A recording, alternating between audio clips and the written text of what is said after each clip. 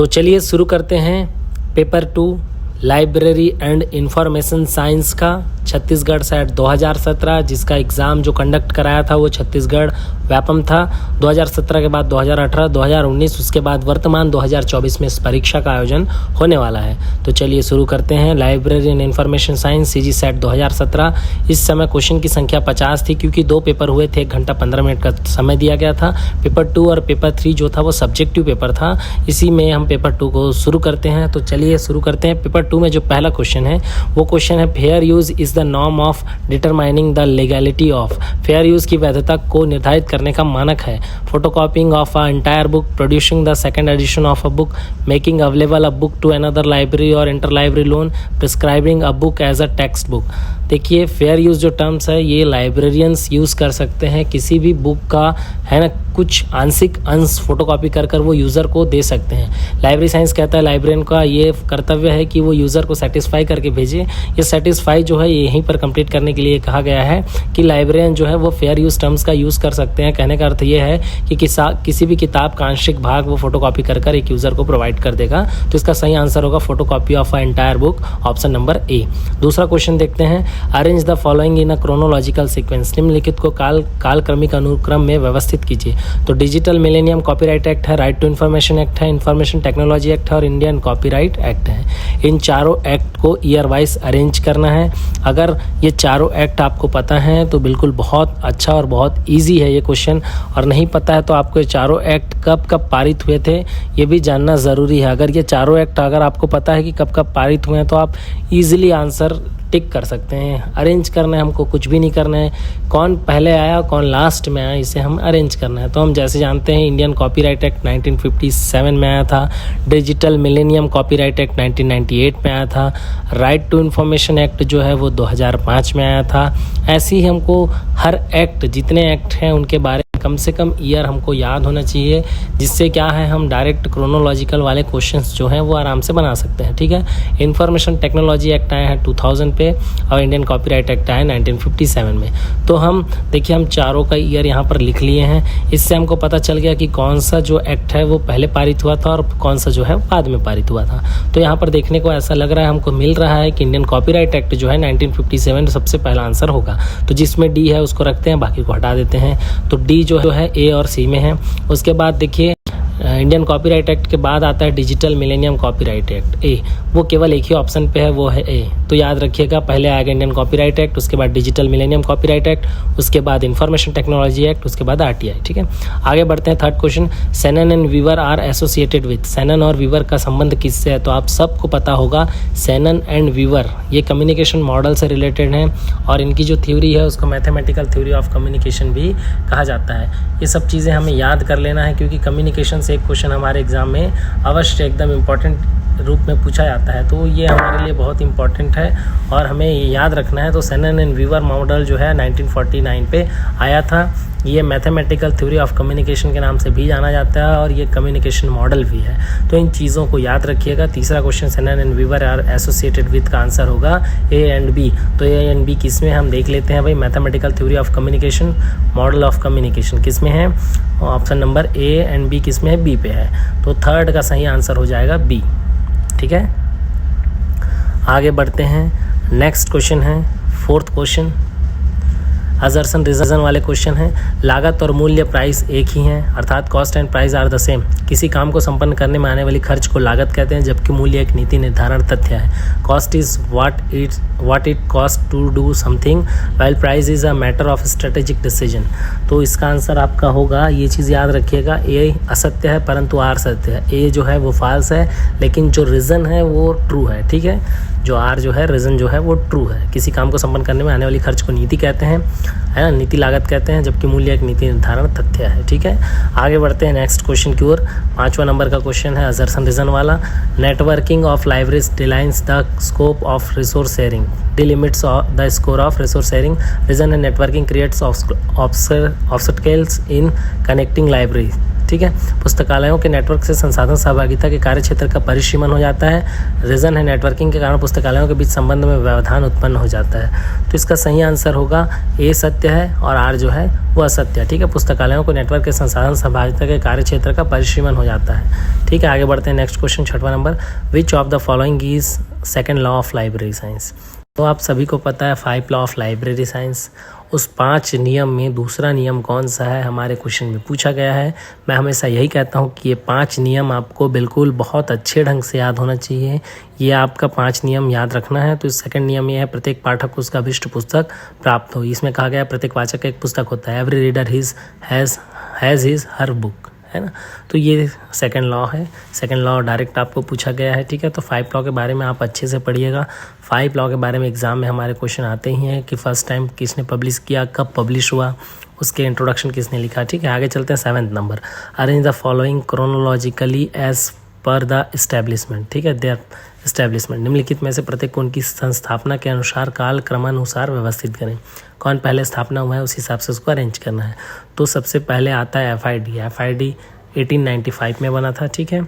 इफ्ला international federation of library association and institution जो है वो 1927 पे बना हुआ था, ठीक है। एस्लिप कब बना था, तो एस्लिप बना था 1924 में, ठीक है। ये चीज़ भी आपको याद रखना है। इसके बाद आता है हमारा इम्पोर्टेंट जो इंडिया का एसोसिएशन है, आइसलिक, ठीक है, Indian association for of special library and information centre. ये जो है आइसलिक, ये कब बना था, आइसलिक बना था 1955, 3 सितंबर 1955। प्रोफेसर सुनील लाल होरा जो थे फर्स्ट प्रेसिडेंट थे, SL होरा, नाम याद रखिएगा कभी पूछा जाए, क्योंकि UGC NTA नेट पे अभी 2024 में आइसलिक के बारे में 2 क्वेश्चन आया हुआ था। आइसलिक हमारे यहाँ इंडिया में स्पेशल लाइब्रेरी एसोसिएशन की तर्ज पर कार्य करता है, जो अमेरिका में है एस्लिप के तर्ज पर कार्य करता है आइसलिक, ठीक है। तो आइसलिक के बारे में भी अच्छे से देखिएगा, 3 सितंबर 1955 को बना था। अब हमें क्या करना है, इससे क्रोनोलॉजिकल ऑर्डर पे अरेंज करना है। तो सबसे पहले FID के बाद आता है एस्लिप के बाद आएगा इफ्ला के बाद आएगा आइसलिक। तो इसका सही आंसर हो जाएगा सबसे पहले A, फिर C, फिर B और फिर D। ये कहाँ पर है, ये है हमारे ऑप्शन नंबर A पे, ठीक है। तो एक इसका सही आंसर हो जाएगा 7 का E, ठीक है। चलिए आगे बढ़ते हैं नेक्स्ट क्वेश्चन पर। 8वें नंबर के क्वेश्चन को देखते हैं, क्या है 8वें नंबर के क्वेश्चंस पे।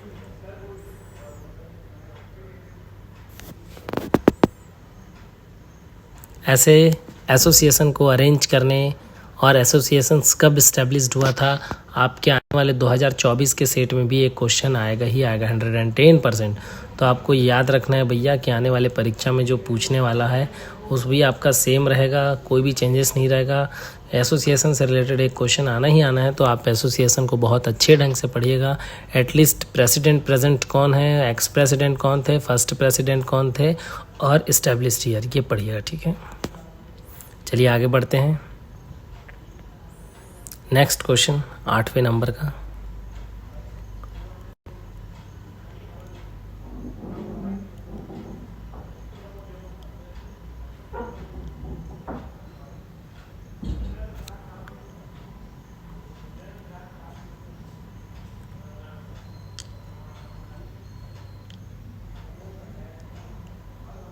ठीक, असर्शन रीजन वाले क्वेश्चन है। Library legislations is essential for the public library. सार्वजनिक पुस्तकालयों के लिए पुस्तकालय विधि निर्माण आवश्यक है। Legislations help overall development of public library. विधि निर्माण पुस्तकालयों के उत्थान में सहायक होता है।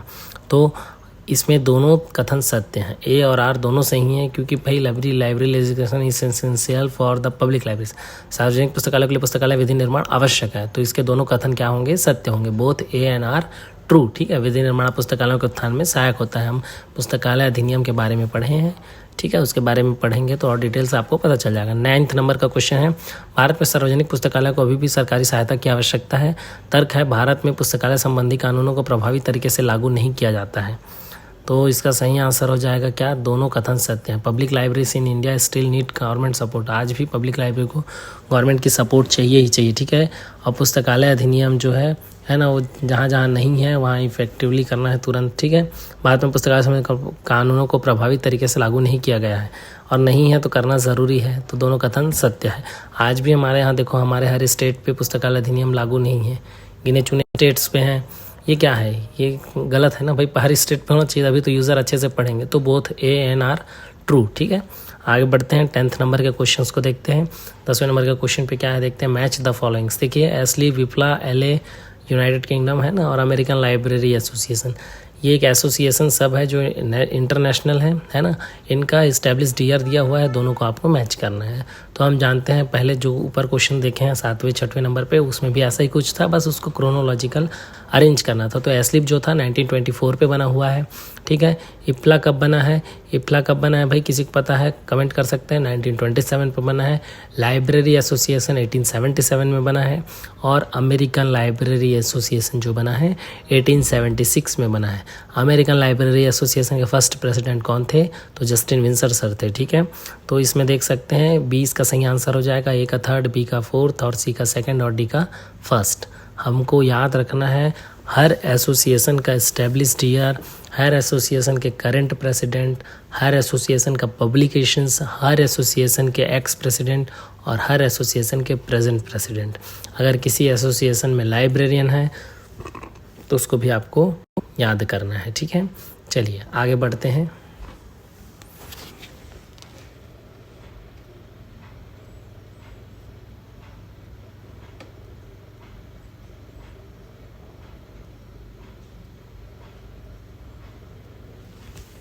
Next question, who has illustrated the, ठीक है,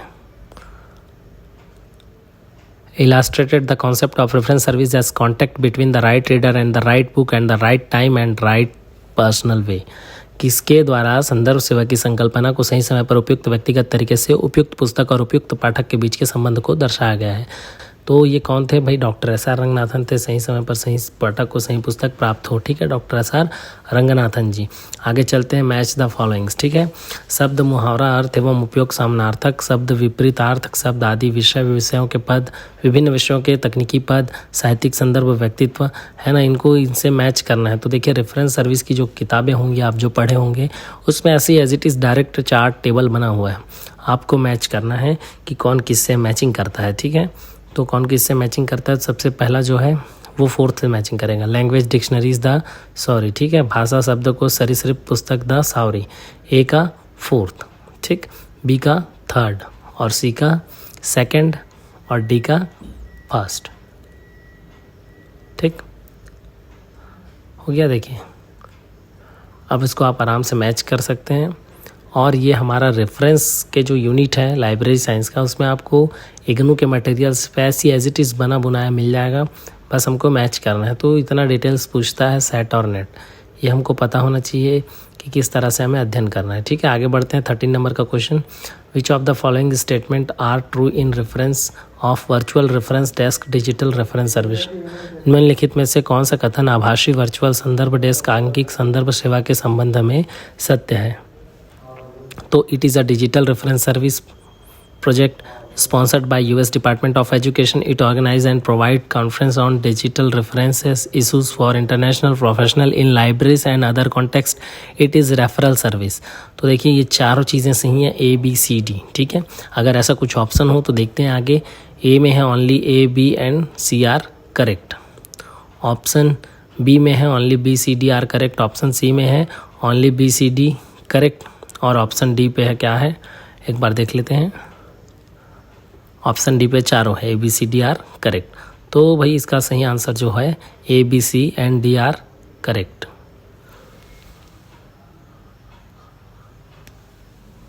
चलिए आगे बढ़ते हैं।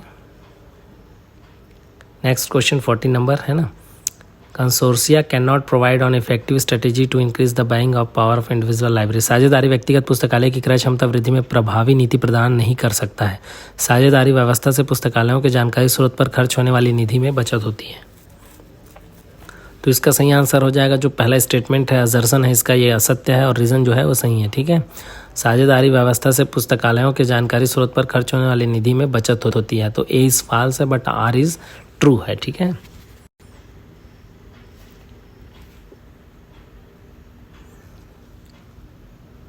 आगे बढ़ते हैं, ठीक।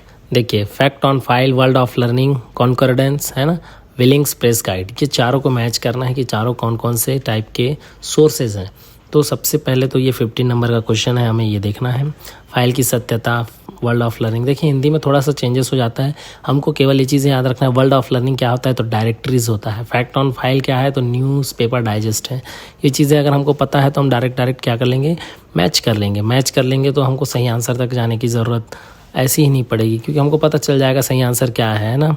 तो 15 नंबर का जो क्वेश्चन है ये फर्स्ट का थर्ड होगा। फैक्ट ऑन फाइल जो है newspaper digest. World of learning सबको पता है, आप याद कर लीजिएगा। वर्ल्ड ऑफ लर्निंग क्या है, एक निर्देशिका है, डायरेक्टरी है, ठीक है। तीसरा जो है क्या, तीसरा है संवादिता है ना, कॉन्कॉर्डेंस क्या है, उसका इंडेक्स है। और वेलिंग्स प्रेस गाइड जो है पीरियोडिकल डायरेक्टरी है, ठीक है। तो ये चीज़ याद रखिएगा। इस हिसाब से 15 का आंसर होगा सी, ठीक। ए का थर्ड, बी का फोर्थ, सी का सेकंड और डी का फर्स्ट, ठीक। आगे बढ़ते हैं। 16 number question, which of the following R component of SDI. SDI किसने दिया है, तो एचपी लोहान साहब ने दिया है, जानते होंगे। सेलेक्टिव डिसमिनेशन ऑफ इंफॉर्मेशन, ये याद रखिएगा, ठीक है। इसके कंपोनेंट के बारे में अक्सर क्वेश्चन पूछा जाता है। तो ए बी सी जो है डॉक्यूमेंट प्रोफाइल, यूज़र प्रोफाइल और मैचिंग, ये तीन इसके क्या हैं, कंपोनेंट है। अगर ऐसा कोई हमारे पास ऑप्शन है तो सही आंसर वही होगा।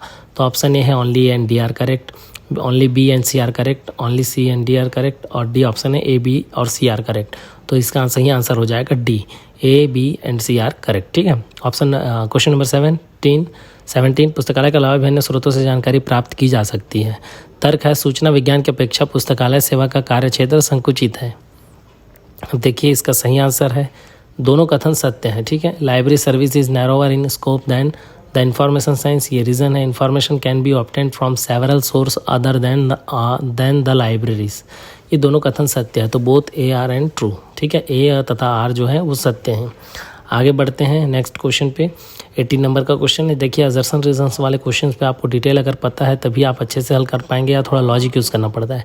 18 नंबर का क्वेश्चन है, arrange the right sequence of activity of process of information analysis, ठीक है। इन्फॉर्मेशन एनालिसिस के प्रोसेस क्या क्या है, तो सबसे पहले सेलेक्शंस, दूसरा इवैल्यूएशन, तीसरा वैलिडेशन, चौथा स्टैंडर्डाइजेशन, पांचवा समराइजेशन और सिक्स्थ है सिंथेसिस। चुनाव, मूल्यांकन, विधि मान्यकरण, मानकीकरण, संक्षेपण और संश्लेषण, ये जो है राइट प्रोसेस हैं इसके। तो ये याद रख लीजिएगा, आप आने वाले परीक्षा में यूजीसी एनटीए नेट पे भी पूछ सकता है, ठीक है। तो 18 का आंसर सही हो जाएगा ए, ठीक है। नेक्स्ट आगे बढ़ते हैं 19 नंबर के क्वेश्चन में। Which of the following are group of Which of the following are group of value additions aspects of information services? निम्नलिखित में से कौन सा सूचना सेवा के मूल्य संयोजक दृष्टिकोण का एक समूह है? चयन एवं packing, selection and packaging, subject analysis, information analysis और यूज़र इंटरफेस। तो इसका सही आंसर हो जाएगा क्या? इसका सही आंसर हो जाएगा, आप याद रखिएगा, आपको परीक्षा में ये सब इंफॉर्मेशन सर्विसेज हो गया, इंफॉर्मेशन पैकेजिंग रिपैकेजिंग से क्वेश्चन पूछा जाता है। तो इसका सही आंसर हो जाएगा, जो चारों चीज़ें हैं वो करेक्ट हैं, ठीक है। निम्नलिखित में से कौन सा सूचना सेवा के मूल्य संयोजक दृष्टिकोण का एक समूह है, अर्थात सिलेक्शन एंड पैकेजिंग है, सब्जेक्ट एनालिसिस है, इंफॉर्मेशन एनालिसिस है एंड यूज़र इंटरफेस। तो A B C D are correct. तो 19 का सही आंसर हो जाएगा क्या? डी, ठीक है। आगे बढ़ते हैं नेक्स्ट क्वेश्चन की ओर। याद रखिएगा 19 में जो है चारों ABCD स्टेटमेंट जो भी दिया है वो सब सही है, ठीक है। 20 नंबर मैच द फॉलोइंग्स, ठीक है। डिजिटल रेफरेंस सर्विस प्रोजेक्ट दिया गया है, CDRS automatic reference librarians for WWW, virtual reference desk 24/7 reference. ये 4 टाइप्स के रेफरेंस सर्विस दिए हुए हैं, इनके डेवलपर और स्पॉन्सर्ड से मैच करना है। तो CDRS जो है लाइब्रेरी ऑफ कांग्रेस द्वारा दिया गया है, automatic reference librarian for WWW university of Washington के द्वारा दिया गया है, वर्चुअल रेफरेंस डेस्क जो है US डिपार्टमेंट ऑफ एजुकेशन के द्वारा दिया गया है, 24/7 रेफरेंस जो है इस्टेब्लिशमेंट के द्वारा दिया गया है, ठीक है। ये चारों चीज़ इस्टेब्लिश्ड इन किसके, कैलिफोर्निया में इस्टेब्लिश्ड हुआ था। ये चारों चीज़ याद रखिएगा, इनके द्वारा स्पॉन्सर्ड किया जाता है और यही इसका विकास किए हैं, ठीक है। ये चारों चीज़ें याद रख लीजिएगा, हो सकता है आने वाले परीक्षा में भी इनसे रिलेटेड क्वेश्चन आपके परीक्षा में देखने को मिल सकता है, ठीक है। तो इसका सही आंसर हो जाएगा ए। ए का फर्स्ट, बी का सेकेंड, सी का थर्ड और डी का फोर्थ। आगे बढ़ते हैं नेक्स्ट क्वेश्चन की ओर। अगला क्वेश्चन हमारा 21, following are the work of Paul Otlet. तो पॉल आउटलेट है ना, निम्नलिखित में पॉल आउटलेट की कृतियां हैं, कौन कौन सा पॉल आउटलेट की रचना है पूछ रहा है। तो UDC तो है, ट्रेड डी डॉक्यूमेंटेशन से, समथिंग अबाउट बिब्लियोग्राफी, इसके बारे में उतनी जानकारी नहीं है बट ऑफिशियल की में मुझे दिया, ऑफिशियल की में यही आंसर की में यही दिया गया है। पॉल आउटलेट के बारे में हम बहुत कुछ जानना जानते हैं। हमको पॉल आउटलेट, हेनरी लाफॉन्टेन के बारे में यूडीसी पता है, ट्रेडी डॉक्यूमेंटेशन पता है, समथिंग अबाउट बिब्लियोग्राफी। तो ये 3 चीज़ों पर महत्वपूर्ण योगदान दिए हैं, उनकी कृतियाँ हैं, रचना है। तो याद रखिएगा, पॉल आउटलेट के बारे में पूछा तो हो सकता है आने वाले समय में हेनरी लाफॉन्टेन के बारे में पूछ दे कि किन्हें नोबेल प्राइज़ से सम्मानित किया गया था, तो हो सकता है हेनरी लाफॉन्टेन का नाम उस पर हो, और सही आंसर वही है, हेनरी लाफॉन्टेन साहब को नोबेल मिला था। इसमें सही आंसर हो जाएगा ABCR करेक्ट, ठीक है। Something about bibliography, traité documentation, UDC. आगे बढ़ते हैं 22 number. Which of the following are pre coordinating indexing system. निम्नलिखित में से कौन सा पूर्व निर्देशित सूचकांक पद्धति है। प्री कोऑर्डिनेटिंग इंडेक्सिंग सिस्टम की जब भी बात होती है तो चैन इंडेक्सिंग, प्रीसीज और पॉप्सी, ये 3 ऑप्शन आप खोजिएगा। चैन इंडेक्सिंग डॉक्टर SR रंगनाथन जी द्वारा दिया गया है, प्रीसीज जो है डेरेक ऑस्टिन के द्वारा दिया गया है, और पॉप्सी जो है गणेश भट्टाचार्य के द्वारा दिया गया है। तो इसके सही आंसर हो जाएंगे A, C और D। As it is question MPPSC 2024 में देखने को मिला था। तो 22 नंबर में क्या होगा, A, C, D कहीं है तो D पे है, तो D इसका सही आंसर हो जाएगा। आगे बढ़ते हैं नेक्स्ट क्वेश्चन की ओर। D इसका करेक्ट आंसर हो जाएगा। 23rd नंबर के क्वेश्चंस को देखते हैं क्या लिखा है। असर्शन रीजन का क्वेश्चन है। An indexing language which is an artificial language has controlled vocabulary. Reason है in depicts different relationship between the terms. सूचकांक भाषा जो कि कृत्रिम भाषा है का एक नियंत्रित शब्दकोश है, यह पदों के बीच विभिन्न संबंधों को दर्शाता है। इसके लिए आपको इंडेक्सिंग यूनिट अच्छे से पढ़ना पड़ेगा, तब जाके आपका ये क्वेश्चन बनेगा। इसमें दोनों कथन क्या है, सत्य है, ठीक है। इंडेक्सिंग से रिलेटेड 2 एक क्वेश्चन आना ही आना है, आप अच्छे से पढ़ के जाइएगा। Next question 24 number. Book classification need not be based on the content of a book. Reason है classification of content of book lets to knowledge classification. यह आवश्यक नहीं है कि पुस्तकों को वर्गीकरण पुस्तकों के अंतर्वस्तु के आधार पर की जाए। रीजन है पुस्तक के अंतर्वस्तु के वर्गीकरण करने से जानकारी वर्गीकरण हो जाता है। तो इसका सही आंसर हो जाएगा A जो है वो फॉल्स है, बट R जो है वो ट्रू है, ठीक है। आगे बढ़ते हैं।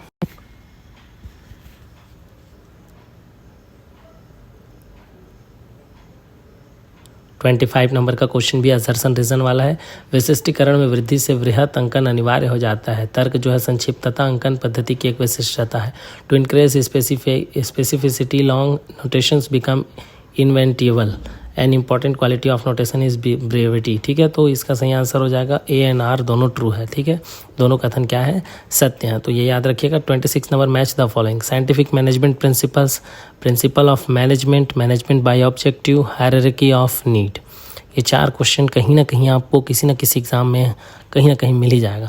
तो हमको पता है साइंटिफिक मैनेजमेंट किसने दिया था, FW टेलर ने। Management by objective Peter Drucker ने। हायरार्की ऑफ नीड जो है अब्राहम मैस्लो, और प्रिंसिपल ऑफ मैनेजमेंट जो है हेनरी फेयोल ने दिया था।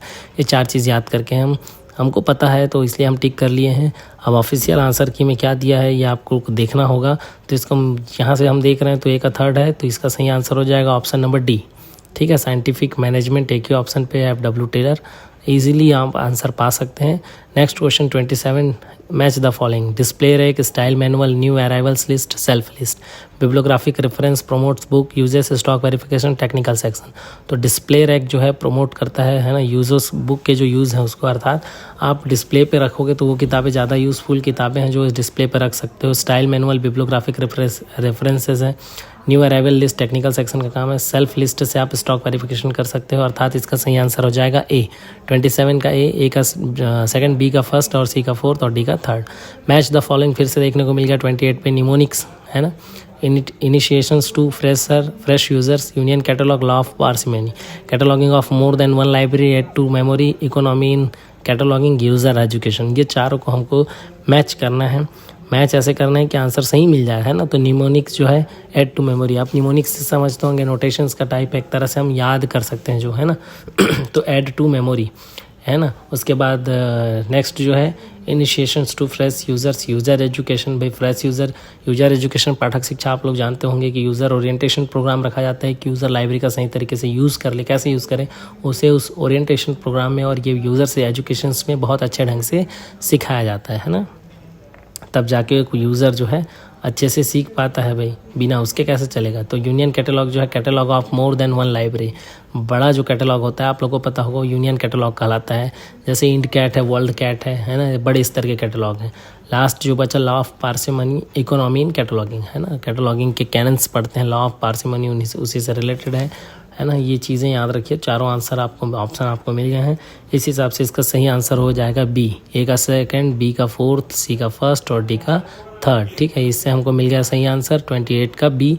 आगे बढ़ते हैं हम 29 नंबर के क्वेश्चन की ओर। ये भी असर्शन रीजन वाले क्वेश्चन हैं। Book selection must be done judicially. Reason है resource sharing is the need of the hour. पुस्तकों का विवेचनात्मक ढंग से चयन किया जाना चाहिए, स्रोत सहभागिता समय की मांग है। तो दोनों कथन सत्य हैं, ठीक है। बुक सेलेक्शन दोनों कथन बिल्कुल सत्य हैं। आप अगर डिटेल्स में एनालिसिस किए होंगे, अध्ययन किए होंगे, तो आप ये क्वेश्चन ईजिली बना सकते हैं, ठीक है। आगे बढ़ते हैं 30 नंबर के क्वेश्चन की ओर। Barcode technology is used for library operations like. पुस्तकालय संचालन में बारकोड तकनीक का प्रयोग किया जाता है तथा यथा, ठीक है। Acquisition, cataloguing, stock verification, circulation. इसमें से किस किस चीज़ों पे बार टेक्नोलॉजी का उपयोग किया जाता है? तो एक तो स्टॉक वेरिफिकेशन पे और एक सर्कुलेशन में। जब हम बुक इशू करते हैं किसी को तो बार कोड लगा रहता है, उसे स्कैन करके हम इशू करते हैं। तो इसका सही आंसर हो जाएगा सी और डी, ठीक है। 30 नंबर का क्वेश्चन सी और डी। आगे बढ़ते हैं 31 नंबर के क्वेश्चन पे।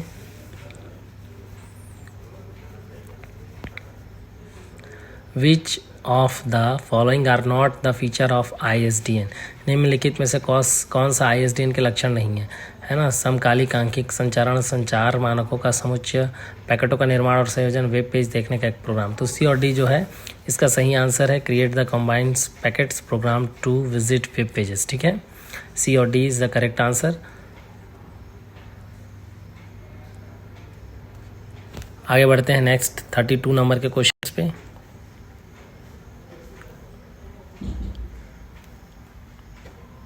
Semantic web is based on which of the following. Semantic web से एक नया क्वेश्चन आपके इस एग्ज़ाम पे भी आ सकता है।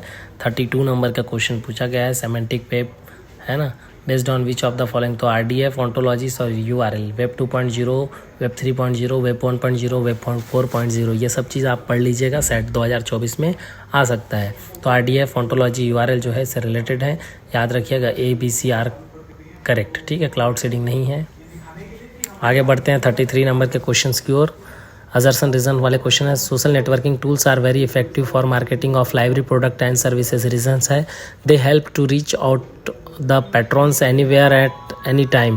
पुस्तकालय उत्पादों एवं सेवाओं के विपणन मार्केटिंग के लिए सोशल नेटवर्किंग साधन काफ़ी प्रभावी है। इसमें कहीं भी रीजन जो है, इसमें कहीं भी और किसी भी समय ग्राहकों की सेवा में पहुंच सकते हैं। तो इसका सही आंसर हो जाएगा A, both and A R true, अर्थात दोनों कथन सत्य हैं, ठीक है। 34 number match the following. RTF, PDF, TIFF, AU। ये कौन दिए हैं, किसने दिया है या किसका प्रोडक्ट है, ये याद रखना है, पूछा जाता है। तो RTF जो है माइक्रोसॉफ्ट का है। PDF तो सब बच्चे के बच्चे भी जानते हैं, है ना। एडोब रीडर जो पढ़ते हैं, PDF पढ़ते हैं। TIFF जो है एल्डस का है और AU जो है सन माइक्रो सिस्टम का है। तो इस हिसाब से 34 का आंसर हो जाएगा बी। ए का थर्ड, बी का फोर्थ, सी का सेकंड और डी का फर्स्ट। ये सब का फुल फॉर्म देख लीजिएगा, कब आया था पहली बार ये भी देख लीजिएगा। अगर आप नेट और सेट दे रहे हैं तो डिटेल में पढ़ना पड़ेगा। मैं ये केवल आपको क्वेश्चन सॉल्व करा रहा हूँ, इसका डिटेल आपको पढ़ना है। थोड़ी बहुत एक्सप्लेनेशन बता रहा हूँ क्योंकि ज़्यादा लंबा वीडियोस हो जाता है, ठीक है। नेक्स्ट देखते हैं 35 number. Algorithm, flow chart, program code, program test, है ना। इससे रिलेटेड क्वेश्चंस 2018-19 में भी हमारे नेट पे सेट पे देखा गया है। तो एल्गोरिदम क्या होता है? Set of explicit and finite, है ना, स्टेप्स, ठीक है। उसके बाद देखिए प्रोग्राम कोड, डिबगिंग सुने होंगे आप लोग, है ना। कंप्यूटर प्रोग्राम में एरर आता है, उसे डिबगिंग कहते हैं। तो प्रोग्रामिंग कोड एरर से हो जाएगा डिबगिंग से, ठीक है। कुछ चीज़ें ऐसे हैं जो बहुत सारी आपको मतलब याद करने की ज़रूरत नहीं है, डायरेक्ट आंसर मिल जाता है, ठीक है। तो फ्लो चार्ट जो है पिक्टोरियल रिप्रेजेंटेशन, डायरेक्शंस और लाइन है, ठीक है। और प्रोग्राम कोड जो है इंस्ट्रक्शंस टू द कंप्यूटर। और प्रोग्राम टेस्ट, देखो एरर जब आता है तब डिबगिंग कहलाता है ना। प्रोग्राम को जब C और C++, जावा वगैरह चलाते हैं, जब हम एग्जीक्यूट करते हैं, रन करते हैं, तब हमको जो एरर दिखता है उसे डिबगिंग कहते हैं, ठीक है। और प्रोग्रामिंग कोड क्या है, इंस्ट्रक्शंस हैं, आपको पता है। तो इसका सही आंसर हो जाएगा सी। ए का फोर्थ, बी का थर्ड और डी का फर्स्ट, ठीक है। नेक्स्ट क्वेश्चन देखते हैं 36। Who are associated with the development of OSI model, ठीक है। OSI मॉडल के विकास के साथ किसका संबंध है?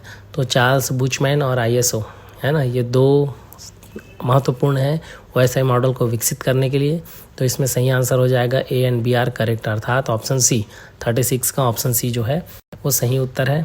आगे बढ़ते हैं। The council of scientific and industrial research merge with two premier institution 2 from NISCAIR, वैज्ञानिक और औद्योगिक अनुसंधान परिषद ने किन 2 प्रमुख संस्थानों को एकीकृत कर निस्केयर का गठन किया है? तो इंस्डॉग और निस्कॉम को मिलाकर निस्केयर बनाया गया है। मेरे पहले के क्लासेस में मैंने बताया है और आज इस वीडियो के माध्यम से फिर से एक बार बता रहा हूँ, इसको बहुत अच्छे से पढ़ लीजिएगा, आएगा ही आएगा, ठीक है, इंपॉर्टेंट है। तो इसका सही आंसर हो जाएगा option number B, and A and C are correct, ठीक है।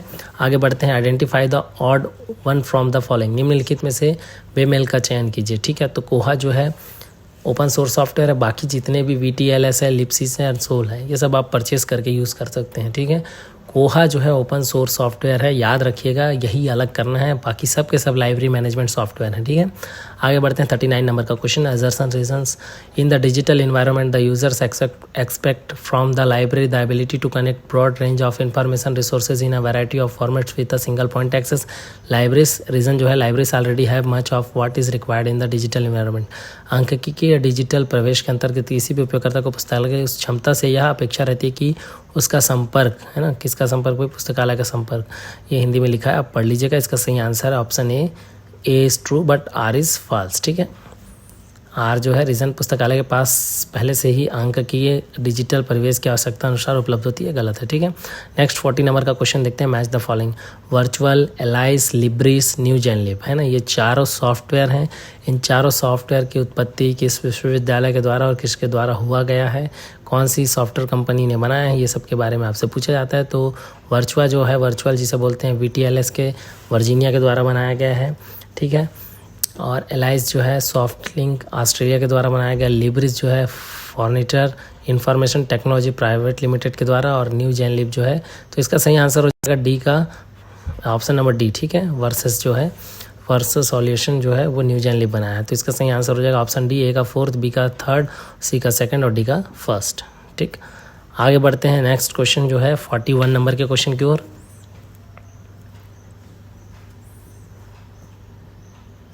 ठीक, देखिए, मैं मेरे YouTube चैनल पर एक स्पेशल वीडियो है सैम्पलिंग के ऊपर, नॉन प्रोबेबिलिटी और प्रोबेबिलिटी याद करने के लिए।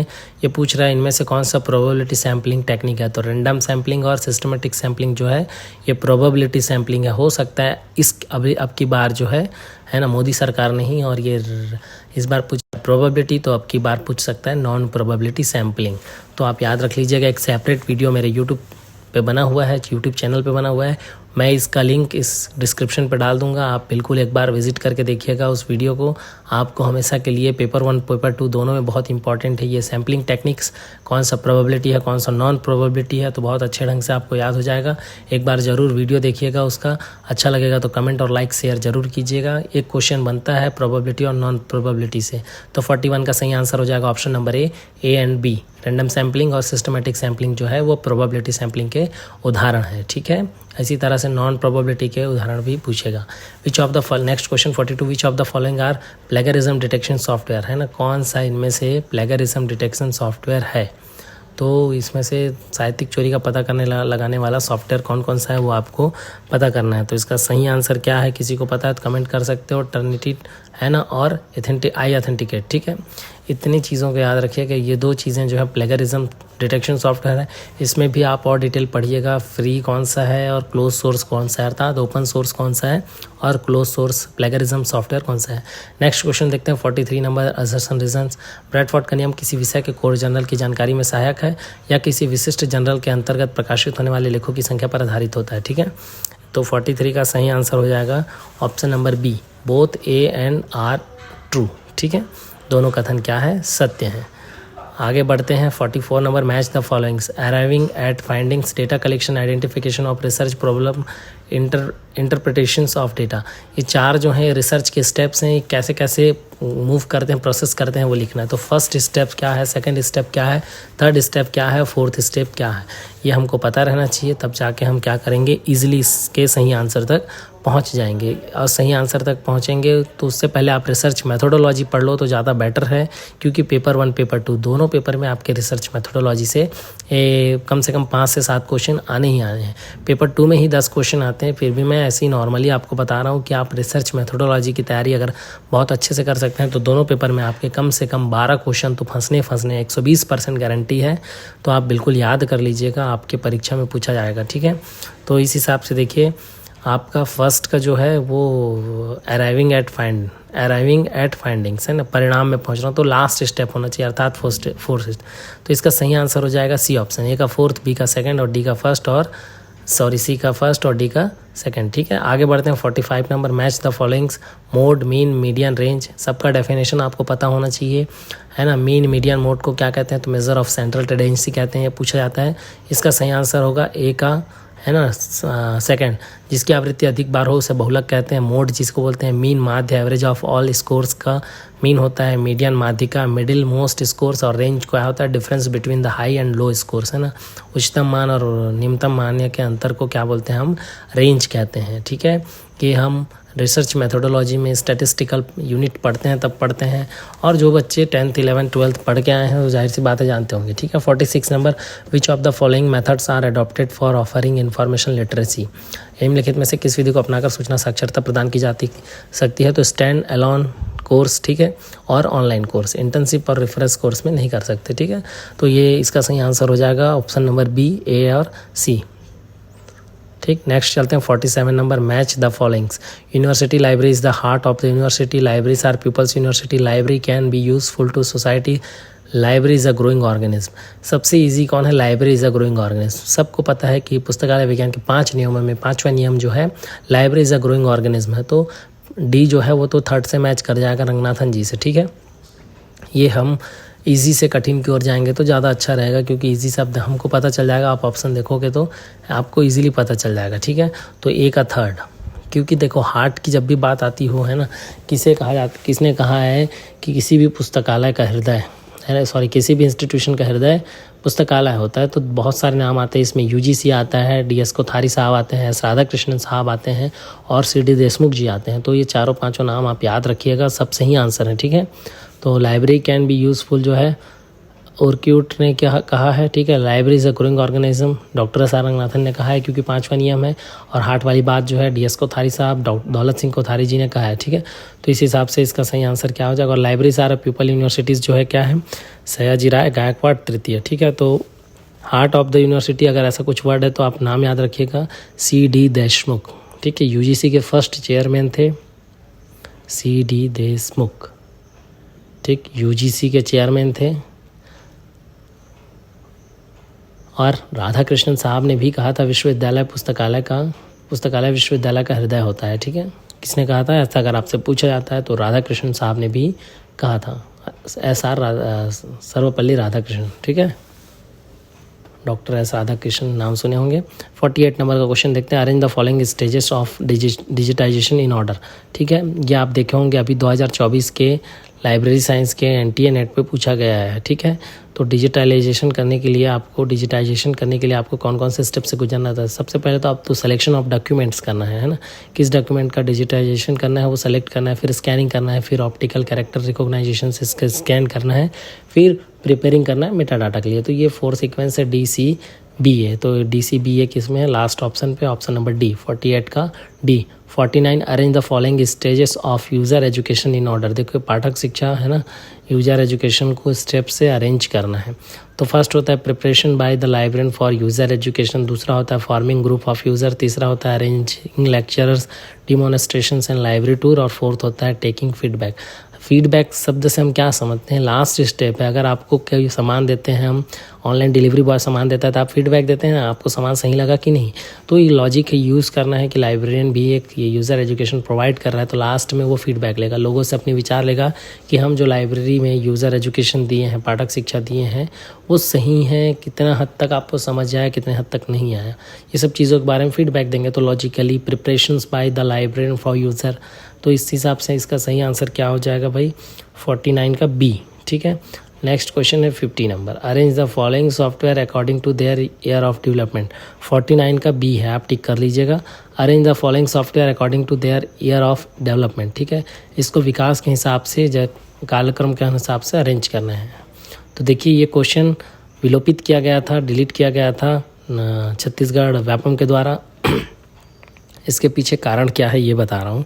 ये क्वेश्चंस पे 2 ऐसे ऑप्शन है ना, जो 2000 पे आए हैं, 2000 पे जिनका डेवलपमेंट हुआ है। ठीक है, एक तो है उसमें से कोहा जो है कैटिपो कम्युनिकेशंस द्वारा 1999 पे क्रिएट किया गया था, लेकिन फर्स्ट वर्ज़न जो इनिशियली रिलीज़ किया गया था वो 2000 पे किया गया था और ई प्रिंट जो है वो भी 2000 पे रिलीज़ हुआ है। तो यहाँ पर कन्फ्यूजन पैदा हो गया, किसी ने क्लेम किया होगा 2017 के पेपर में या कोई ना कोई क्लेम किया होगा, तभी ये क्वेश्चन जो है विलोपित हुआ है और फाइनल आंसर की में इस क्वेश्चन को डिलीट कर दिया गया और बोनस अंक सबको दे दिया गया है। तो कुछ ऐसे क्वेश्चंस रेयर चांसेस होते हैं, कभी कभार हमारे एग्ज़ाम पे आ जाते हैं, जिसको हम ऑथेंटिकेट सोर्स के साथ अगर क्लेम करते हैं तो हमको उसका बोनस मिल जाता है और हमारे साथ साथ केवल हमको नहीं, हमारे साथ जितने भी बच्चे परीक्षा देते हैं सबको बोनस मिल जाता है।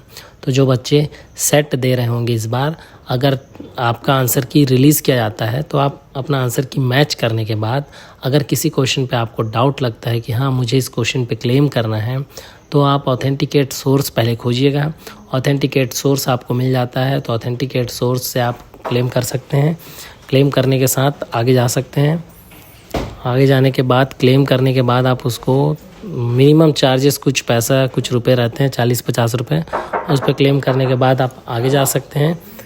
क्लेम करने के बाद आगे जाने के बाद आपको कुछ पेमेंट करना पड़ता है। पेमेंट करने के बाद उसको एक हाई कमेटी चेक करती है। चेक करने के बाद अब फाइनली जब आंसर आपका सही होता है तब उस क्वेश्चन को या तो अगर उसमें सही ऑप्शन लिखा है तो उसको करेक्ट किया जाता है या तो विलोपित किया जाता है। ठीक है, तो ग्रीन स्टोन कब आया था ये देख लीजिए। ग्रीन स्टोन 1996 पे आया था। डी स्पेस है ना, डी स्पेस कब आया था? ई प्रिंट को देखिए 2000 में आया था। तो ये क्वेश्चन विलोपित होने का यही रीज़न था कि कोहा जो था वो भी 2000 में आया था और ई प्रिंट भी 2000 में आया था। अब इससे हम ईयर वाइज कैसे अरेंज कर सकते हैं? नहीं कर सकते हैं, है ना। डी स्पेस आया था 2002 में। ये 4 ईयर आपके समक्ष हैं, इसलिए इस क्वेश्चन को डिलीट किया गया था। 2000 में नहीं है, दो ऑप्शन 2000 का हो गया है, ई प्रिंट और कोहा, तो इसमें गड़बड़ हो गया, इसलिए इसको डिलीट करके क्लेम करके जो भी क्लेम किए होंगे उससे विलोपित किया गया इस क्वेश्चन को और सबको बोनस दिया गया होगा। 2017 की बात है, हो सकता है इस बार भी कोई क्वेश्चन आपका ऐसा आ जाए तो विलोपित हो सकता है। तो आप सभी विद्यार्थी ध्यान दीजिएगा, अगर तैयारी नहीं करना शुरू किए होंगे, 5 दिन भी बहुत समय है, बेहद अच्छे ढंग से तैयारी कीजिए। आधा तो मेरा वीडियो देखेंगे तो आपको 5 से 7 क्वेश्चन ऐसे ही बन जाएगा। जो मैं बता रहा हूँ, जितना मैं बता रहा हूँ मोस्ट IMP टॉपिक है, यहाँ से क्वेश्चन आएगा। वीडियो अच्छा लगा होगा तो प्लीज़ लाइक और सब्सक्राइब और शेयर कीजिएगा। थैंक यू सो मच दोस्तों। फिर से नया वीडियो और नया टॉपिक लेकर मैं बहुत जल्द आपके समक्ष हाजिर होऊंगा। सेट से पहले आपको बहुत अच्छे सरप्राइज़ मिलने वाले हैं इस चैनल पर, जो आपके परीक्षा में डायरेक्ट क्वेश्चन पूछे जाएंगे। थैंक यू सो मच दोस्तों, मिलते हैं फिर से नए वीडियो में। बहुत बहुत धन्यवाद आपका।